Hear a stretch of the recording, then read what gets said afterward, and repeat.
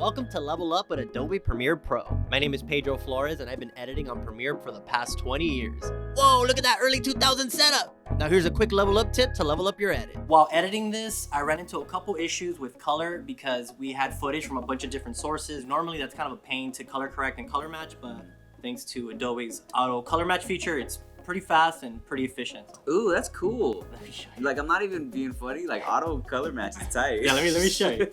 So for example, right, we have this clip right here. And I wanted to match us on the helicopter with the stock footage of the horses, right?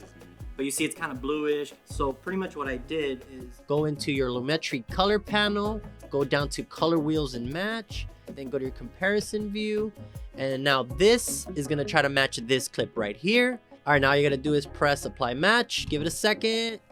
Bam, look at that. So now that will automatically match that. And it does it like in a second. That's cool.